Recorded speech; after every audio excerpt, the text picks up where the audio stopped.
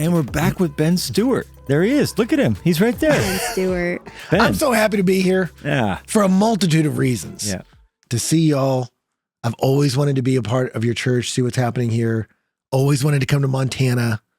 I'm having a great time. Well, we're so glad. You haven't been on the podcast in a hot minute. I looked it up. You were episode 78, which was March of 2022, which I think was right when Rest and War came out. Am I wrong? That makes sense. That's probably true. Wow, because that was 3 years coming ago. around. That feels more recent. I've than lost that. a sense of time. Same. Yeah, yeah. Is it going faster, or are we just getting older? Or is it just something in between?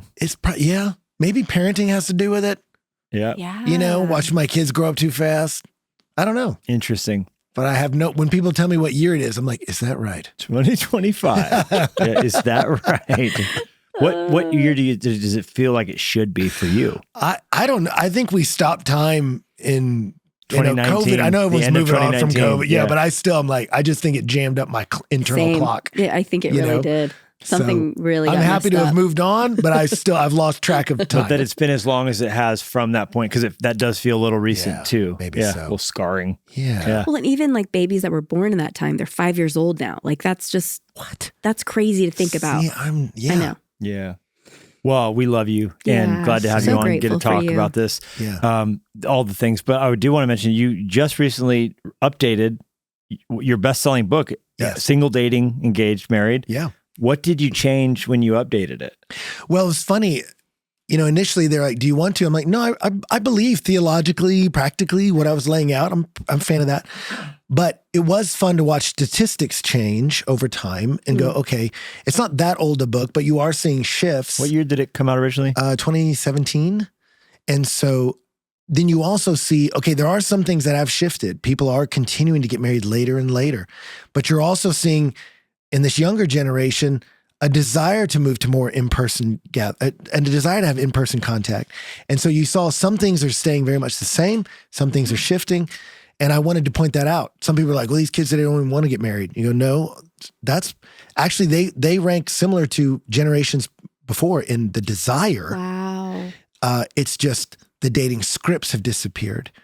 But the dissatisfaction with the modern dating scene is increasing and creating some neat opportunities for the church to help foster community. So there was some stats stuff.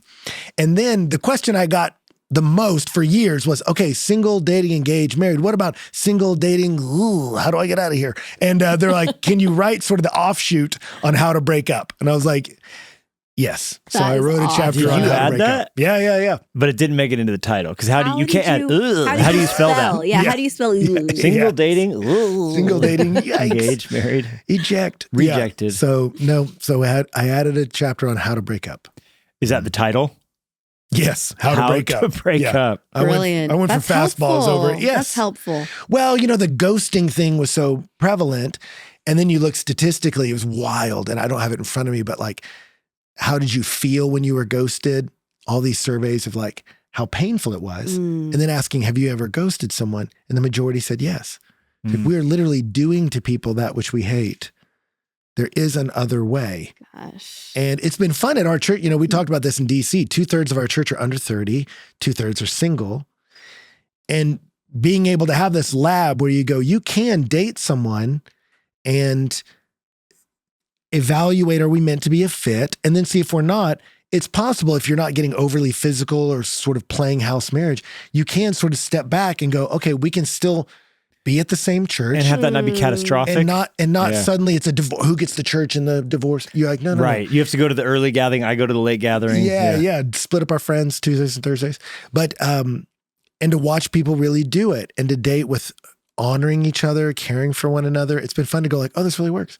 Wow. And I've done more weddings than ever. So, when you were reevaluating the content, was there anything that you're like, and you pulled, or anything that you've kind of not obviously scripturally or anything like that, but anything that just says you looked at it, you're like, I don't feel as strongly about that anymore? Yeah, that's a good question. No, really, I didn't change hardly anything. You know, it's funny in that regard. I had some different editors look at it, and they would ask, they're like, hey, is this fit in the modern world? Like, there was one about like women want to be initiated with. And they're like, is that sort of old fashioned? It's like, no. And so let me add the stat to that where like in secular stats, 12% of women asked a man out in the last year.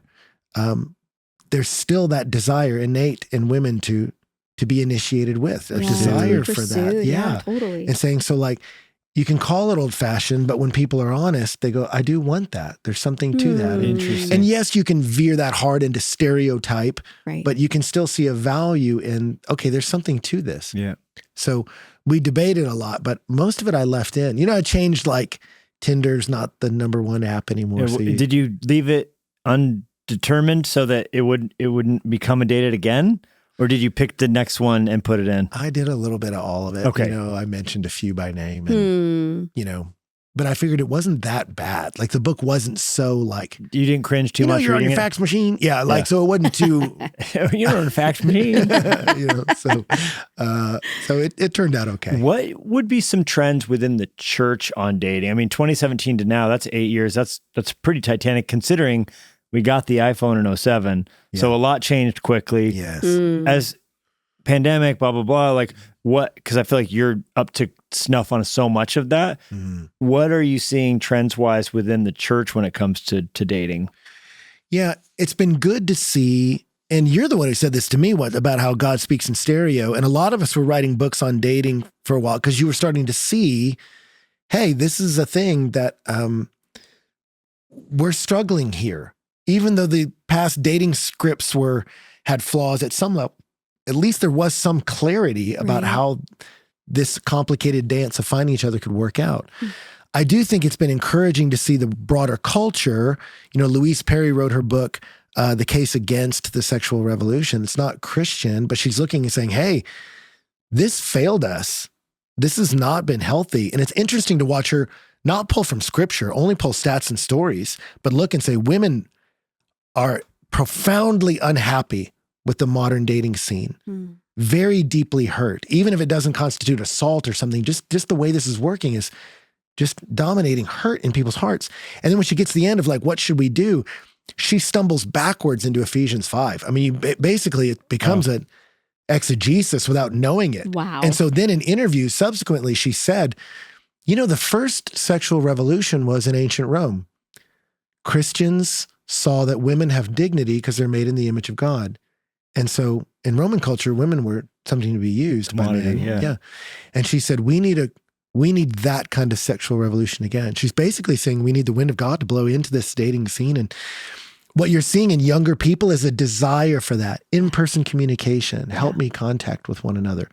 And I think the church being aware of that, hey, young people want this, and at some level need help. Yeah. Not the eye roll or not the, like, awkward, these kids today, or trying to match them up in a forced way. But do we have a church that's supportive of these high numbers of single people, helping them get vibrantly connected and then helping them meet each other? Yeah. So at our church, we do a lot of block parties, meetups, which are just kind of like fun hangs in the city, just to help facilitate friendship, knowing that Christian friendship is going to be the seedbed for romance for a lot of them.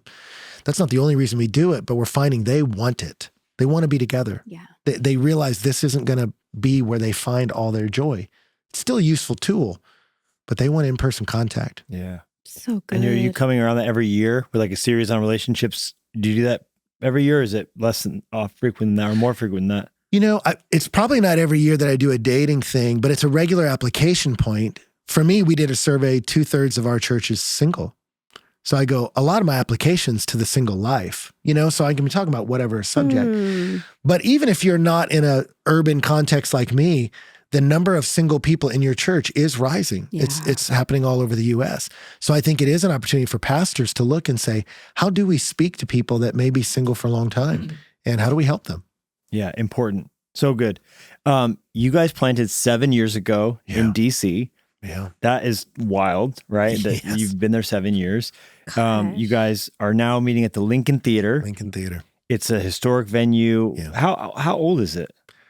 Oh gosh, I should know that. I don't know how old it is, but it's beautiful. It was called Black Broadway because, you know, for a while it was the only place Black people could play, you know, Wow. and so Ella Fitzgerald, Duke Ellington, I mean, this was their home. you know?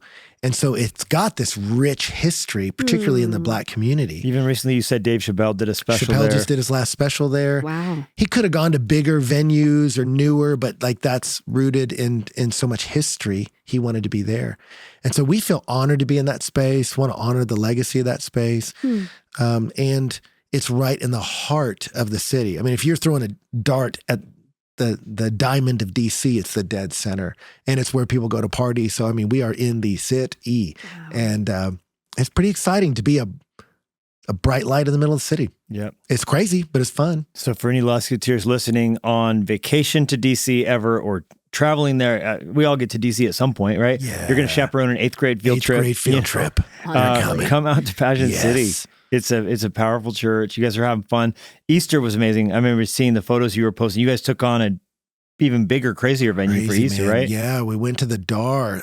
It's across the street from the White House. I mean, you could throw a Frisbee and hit the White House. Whoa. And I would like to throw a Frisbee into the White House. That would just be a somebody might What come. would the Secret Service Someone do? might come after you. Waboba. But yeah, it's right there, man, in the center of it all. And largest non-sports venue they have. And it's one of those rooms that's kind of low and flat, so you'll feel every empty seat. But we're like, you know what? We needed more space. And it was awesome to see it fill up. The You know, photos there's a I saw spiritual posted hunger were here, man. exciting. It felt very Wow. cool. Yeah. Yeah. And so just seeing that, you go, God is on the move in this young generation. God is on the move in DC. And so I love being able to tell people that maybe their only vision of DC is all the Sure. factions and fighting, Division and dissension and yeah. division. And to say like, man, no, God is changing hearts. Well, you talk about how young your church is, and so many of them are, congressional staffers or interns or whatever. It's like a lot of them work on the Hill, which is a different picture. You think in your mind, you think old politicians, old rich country club, Yeah. and I'm sure there's plenty of that. There's some, yeah. But you're saying a lot of the city's young, a lot of the city's single, and to see this young, which that lines up to me and tracks with what I think we're all feeling and seeing around the world, and is this outburst of young energy, revival of college campuses, and these are a lot of your churches post college, early career, poor, figuring things out. Yes. Yeah, I talked to a senator, and he's from a larger state, but I said, how many staff do you have? And he said 120, 60 in DC. I said, how many are under 30? And he's like, all of them. So you just think the city's teeming with these young people. Wow. Every college's student body president, shows up. And there are so many Daniels, Esthers, There you go. that God has put them in. They may not have the top role, but they have an ear to the king. God has put them in, and you'll see a lot of these young ones just rise in the ranks, security clearance very fast. You even think military, we all talk about like, the Navy SEALs, most of them are in their 20s. Yeah. By your late 30s, you're probably not functioning at that high a level. You're going to have some physical problems. Some things too, probably. start to break Yeah. and stay broke. So much of what's happening in the governing of our country is young people that have a lot of zeal to make a difference, maybe lack some wisdom. They run into some difficulty in the world, and ultimately they're trying to make a difference. And you go, but do you have a cause that's big enough? And do you have a community that cares about you? So it's a lonely city. It's a driven city. And so it's awesome to see. You don't get applauded for coming to church. You come because you want to. Yeah. And so there's a power when you walk in of going, I need this. Yeah. I want this. And it's been fun, man. We had someone come the other day because we're in the middle of the party district. They came in, they're like, what's the cover charge? It's like, what? They're like, how much does it cost to get in? We're like, it's a church. And they're like, right. So what's the cover charge? 15? Yeah. Yeah. Like 15. Exactly. Yeah. For you? 2 drink minimum. Exactly. Communion's leaded. Yeah, it's going to be great. Yeah. So That is so fun. Yeah, but pray for them. Pray for our city. Pray for these young people that are in these very powerful places and have to make tough decisions. I like that vision, though, of a Daniel, of a Nehemiah. And I think the church needs to have more inclusive vision for people called into politics, called into fashion, and to go and own that territory in Jesus' name and have that space covered. Yeah. And to have the courage of their convictions in those places. God always does that. So anytime you watch the news, just go, who are the believers in there? Who are and it's fun to show up in places and to see, like one of our volunteers at our church just won the Pulitzer. He was the guy right next to President Trump when he got shot because he's there for the Post taking photos. And you go, Is he the one who got the iconic fist shot? One of them. There was Okay. two guys. They Okay, were yeah, shoulder yeah. to shoulder. So it Wow. depends on which one, but Wow. his coverage was unbelievable. Did And you see Trump, Musk leave angry when he left? I was not Was there he for packing that. up his suitcase I angry was- out of the Lincoln bedroom? Man, what a time! It's like that phrase "truth is stranger than fiction." Yeah. To see that breakup, man, that's wild. Everything about our life is strange. in That DC. feels to me like the world's just become a Saturday Night Live episode. Like this is which one's the real life, which is the Oh my caricature. gosh, seriously. Yeah. Wow. Yeah. Yeah. Well, we're just so grateful for you and Donna and how you are leading in your sphere. And Yeah. whenever I think of both of you, I think of you guys just being like on the edge of your seat, like on your toes, just like wide-eyed, ready for adventure, ready for whatever God has for you. And you both live that way. And and even getting to spend time with your daughter Sparrow, like you see that in her too. Yeah. And If you so can keep up with her, she's quick on the bicycle. Oh my gosh. Yeah, she was a quick one out there. She's a jet on that bicycle. But anyways, you guys are just inspiring in that way of just what God's called you to do, what you are like so excited jumping at the bit to get to do, and you're running in your lane and running. And so I just am so grateful for how you guys love and love each other, love your family, lead your family. It's very inspiring. I appreciate that. Yeah, it's, it was probably Pastor Louis that said it. Somebody said it where like, we want to lean so far into God that if he's not real, we fall on our face. But if he is real, people see the power of God in a human life. Yeah. And Donna and I are like, we want to be those kind of people. Yeah. That it's Michael Jackson's like, that's too far leaned over. How does that work? Like, we want to be there. You know what I mean? Like that's no support option. Yeah, that person is living by faith, and we wanted to live adventure. And there's cost to adventure. You guys know that. I mean, there's cost to it. Yeah. And one of the costs in DC is it's a high turnover city. Up. And what we've realized is And every 4 years, the city changes, like fully changes out, right? well, yeah. So the executive branch every 4, but then you got Congress on the off year. So you've just, there's a perpetual, and the military people are constantly being redeployed. So my kids' friendship groups have zeroed out more than once. I mean, zeroed. And so you realize, that was a cost of this. It's worth it. We feel that. But God will call you into things with a cost. We all know that. Yeah. But then you go, okay, then Lord, what's your provision in that space? And we've realized, okay, Lord, we need friends. We need support. We need people who care about us. And so it is fun when you see God do that, answer prayer, people show up. I mean, I've got people from Texas that call me every week. That's so meaningful. And then really just, I'm not saying this just because I'm on your podcast or whatever, but like your kids loving my kid, like there's no greater thing. And so watching Sparrow's tank fill up, being here with you guys and mine too, like this kind of thing, friends like y'all, that'll text and wait the couple days it takes me to. It's 1,000 for Ben. Every time the moon comes around the earth, I get it. Whenever you get cell service in DC, which is probably like it's once every 24-hour window, I get the text back. It's good, but I know it's coming. And there's the rare time. It is a bit I like feel Jennie. I'm crushing it, but there's the rare moment when I catch you on the movement with the moon, and I get like 3 back right then. I'm like, I can't miss it. This is the moment. He's there. Yeah. The Starlink's been set up.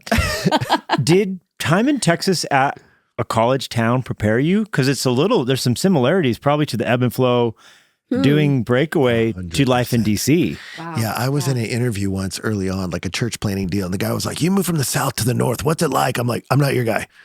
I moved from a college town to a college town. Texas A&M is educated, motivated, wants to change the world, college town, high turnover. I said, and I moved to an educated, motivated, high turnover town. Wow. I'm doing college ministry. It's the same play. There are challenges, additional challenges. It's more intense in so many ways. But I look and I go, I wouldn't have believed you if you said you're going to move to DC one day. And then to get there and go like, oh, God karate kidded me, man. Like he was teaching me things like portable church and how to deal with young people that like, I didn't even know, even the dating book. I mean, like I didn't want to write it. I was trying to write something else. And then the outline of that came in an afternoon after I'd spent months trying to write another book. And I was like, I'm supposed to write this book. Wow. I don't want to do this. But I wrote it. And in my mind, it was my swan song to college kids. Here's the best I can give you guys. And then I showed up in DC and I remember sitting with the chief of staff of a senator And I walked in, bought my suit, was at the Capitol. I was like, how can I serve your people? Just trying to missiology, learn the space. And he goes, no one knows how to date. He's like, you think you can speak to that? I was like, yeah. Yeah, you can do that. So I got invited to the Capitol by the chaplain. To talk about dating. I walk in, he goes, we've had to change rooms 3 times because y'all keep filling up the room. We ran out of food hours ago. He goes, who are you? Are you famous? And I'm like, that kind of answers itself, doesn't it? When you have to ask that. I said, it's the topic, brother. But you look and go, I was sitting there like, I'm in the Capitol because of a book on dating. Yeah. Because this is the biggest felt need in this building right now for so many. And it's not the biggest need in the Capitol, but I'm like, God, who writes that story but God? Yeah. So you just be faithful with what's in front of you. You go, I don't get it. Yeah. I'm trying to play chess. God won't let me. Trying to think 6 moves out. He's like, no, take that move. And I'll show you later how I'm moving pieces on the board. That's amazing. Oh my gosh. Yeah. So good. Connecting those dots. So What weird. about any new hobbies or things, or any new rhythms, any new weird hacks? Are you biohacking any new way? I know you do the rings. I know you're out walking in those. I know you go to empty buildings in the National Library and just sit with stained glass, right? Wait, I feel like all those things need explanation. Well, we've talked What about are those rings? before. Yeah. He loves the rings for working out. Like Gymnastics gym rings. Yeah. That's right. Because with all my back injuries, I can't. Do you still do the rings? Oh, yeah, all the time. How do you think he's so cut? Oh, I stop. was wondering, but It's now I know. I'm not flipping around. Like, don't think What do they think call them? Are they gymnastics balance for a rings? 50-year-old man. It's like, What are they technically called? rings. Rings. And Yeah. they hang from the ceiling. Yeah. Okay. Yeah. Yeah. Yeah, Okay, love so 'em. you're not flipping. You're just I am not flipping holding it. and picking Are yourself you up. wearing a unitard? I realized I've got to handle Ben's body for the rest of Ben's life. Can I do that? Yeah. Good. That's And a if I good can way to do put that, it. That's a really then good I way to can put be it. Are efficient. they hanging in your garage or a spare room? No, yeah, spare room. So my rhythm in the morning is wake up, devotional time, myself, 7:00, boop, go upstairs, 30 minutes. I do a Devo with the kids at breakfast. We're just reading through books of the Bible. I don't do any prep ahead of time. We read a chapter and I'm like, well, that's insane. And how do you feel about it, kids? Just process That's it. awesome. Yeah, which And is how do they receive that time? Like, do they chime in and talk, or are they kind of more like, Yeah, it's mixed bag, Some never of them really they know. get really involved in. Sometimes it triggers a felt need for them. And then, sometimes I don't want to oversell it. Sometimes They're not into it. they're just their heads buried in their cereal and they're like, hate this, you go, yeah. okay, yeah. Dying, yeah. But 30 minutes of that. Then I go downstairs and study for a couple hours. And then by 10:30, my brain's full. I walk down the hall and I've got my little ring set up. So I run and then do the rings. You said you do 2 miles to warm up. Yeah, 2-mile warm up and then rings work out, body weight. Play Is it yourself the around. same rhythm, or are you mixing it up with that constantly? I've got that's one of those things that keeps my mind interested. I follow all these different gymnast people. And so I constantly am tweaking it a bit because it makes it fun. Like, can I learn a new skill? And some of it I could, some of it I couldn't. Like I was trying to work on a planche forever. That's the push up with your feet off the ground. Oh, wow. And I was like, I'm going to do it, man. And then I realized with my bulging disc, they're like, that's the worst thing you could possibly do. So I was like, well, gosh. all right, new goal. Never mind. So now I'm like, well, let's try something else. So And your brother's a Navy SEAL, so he's constantly giving you new challenge and hacks and different things too, right? yeah. So that's, Did he turn that's you on to part the of it. rings? Yes. Yeah, he sent me a guy that it's great because modern fitness people use the plural pronoun. If we're having trouble with the weight, we can move to a lighter progression. He sent me a guy that's like, if you can't do it because of weakness, and you're like, oh jeez. and the guy's literally doing like planche push-ups, like if you can't do it, and you're like, okay. But so I got that. Jennie wasn't ready for version. that accent. Yeah. You got it, buddy. He's some Eastern European guy that's just like no weights and just rah. So I'm constantly failing. You have to have a thing you fail at. Yeah. Constantly failing, but trying to fail forward and learn in that environment. So that's been fun. Yeah. Do you involve the kids in that ever? Do they come work out with you in there? Well, every now and again. Is it just a completely bare room with 2 rings hanging from the ceiling? Spartan? It's close to that. That's no mirrors. It's no mirrors. It's close to that. Do you put music on?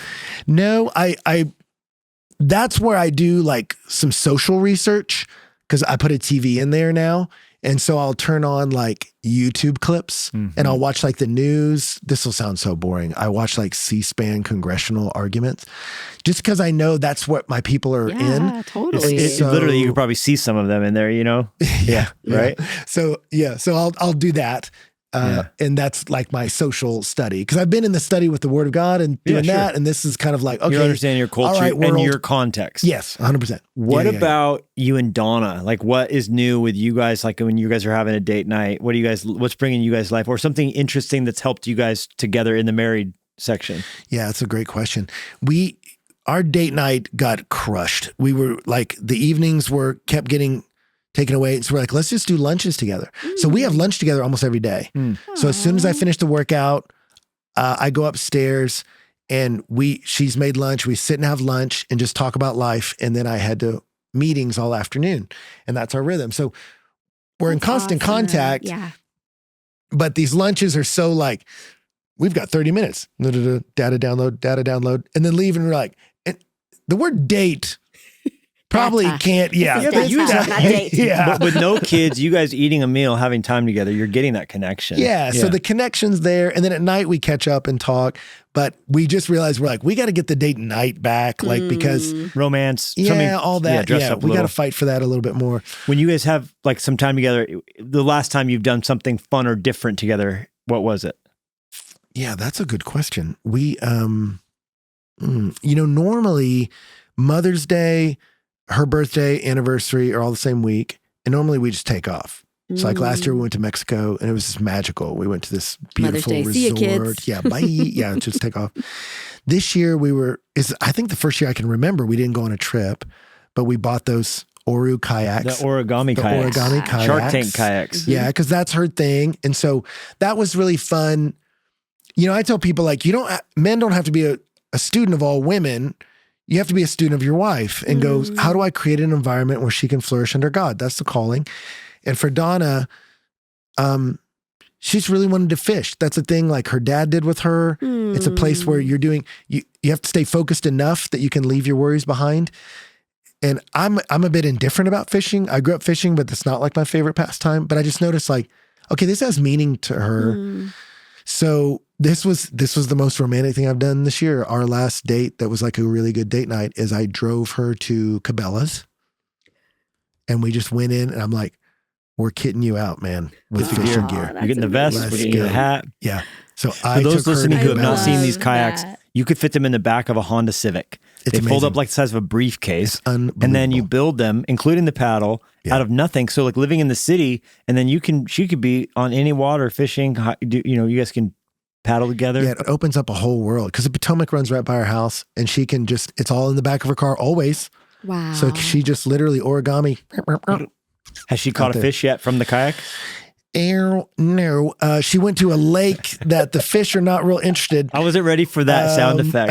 The fish were not that interested. It's the fish's fault. It's a journey. I have a spot that I think will be productive. Yeah. And we went, and apparently I wasn't the only one with that idea. So bad timing. Yeah. So we'll go on a weekday when the crowds are gone. So I have confidence fish will be caught. They will not be eaten because they'll be in the Potomac. And full of whatever. Yeah. No. Oh man, I was running along the Potomac right by the Kennedy Center. Yeah. And we saw a guy catching a very large fish, pulling a very large, mysteriously colored fish out of that water. Yeah. And he definitely was keeping like it. Like a mutant fish. I fear it will be sold in a local restaurant. Like I was like, ooh, you don't want to eat that. It was a yucky looking fish. It's like, cause I hike through the woods all through the Potomac and you'll see little fires, guys catch fish and eat them all the time. Yeah. Wow. And I'm like, that just can't be good. For you long term. Ooh. Yeah. They upgraded the water quality from like an F to a D and you'd see all these people swimming in it. I'm like, it's a little early, kids. And I talked to a guy that was like, man, I got this weird rash. I'm like, yeah. It adds up. It's not ready. D. Yeah. It's not ready. Even a D plus. Not yet. Give it time. Yeah. Give it time.